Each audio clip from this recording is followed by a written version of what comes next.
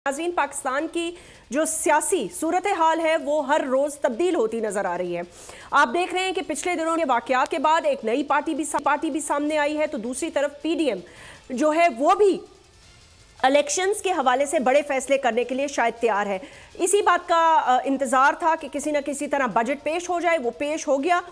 ये अलबत्ता एक बड़ी अनहोनी बात भी है और नाखुशगवार बात भी है कि अब तक IMF के साथ मामला तय हो नहीं पा रहे, जबकि हमने देखा कि फाइनेंस मिनिस्टर इसहाक डार साहब ये भी कह रहे हैं कि कुछ कुव्वतों की कोशिश है, यानी कि उनका मतलब ये है कि शायद जो हमारे इर्द गिर्द जियो पॉलिटिक्स जो है, और फिर उन्होंने बातों बातों में इशारों में ये भी कह दिया कि चाइना तो समझ ही गया होगा, वो चाहते हैं कि खुदा ना खास्ता पाकिस्तान डिफॉल्ट हो जाए और फिर IMF से बात की जाए। तो IMF सियासत कर रहा है, क्या ये भी हो रहा है? और उसके साथ साथ दूसरी तरफ कुछ इत्तलात ऐसी भी हैं कि पीडीएम चाहती है कि एक माह कबल, यानी कि 30 दिन पहले हुकूमत असेंबलीज को तहलील कर दे। ये बात दुरुस्त है या नहीं, इस पर हम गुफ्तगू करेंगे, लेकिन उससे पहले मैं आपको एक बड़ी खबर देना चाहती हूँ। और आज की बड़ी खबर ये है कि नाअहली की जो ताहयात मुद्दत की शिक थी उसे ख़त्म करके असेंबलीज ने सदारती जो ये इख्तियारात थे इसको ख़त्म कर दिया, बिल मंजूर किया।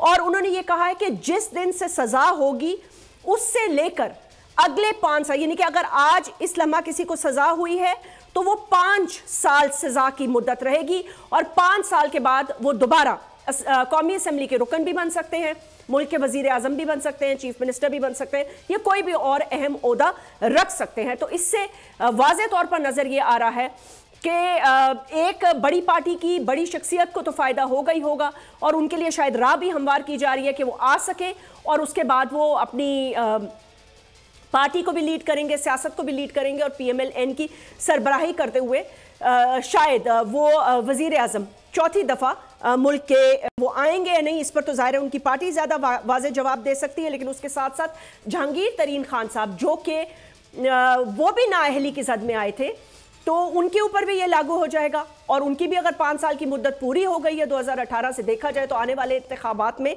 जो उन्होंने नई पार्टी बनाई है वो हिस्सा ले सकती है। तेज हवाएं, समंदरी तूफान के खतरात, लेकिन इन सभी मुश्किलात से निपटते बोल निभा रहा है अपने सहाफती फराइज।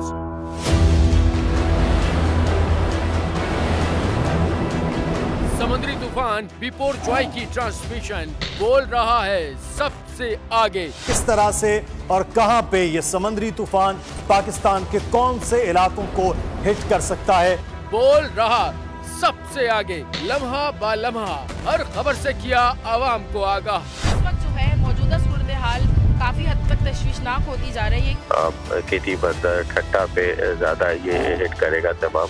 57% आवाम ने देखा बोल की स्क्रीन पर, क्योंकि बोल है सबसे पहले सबसे आगे।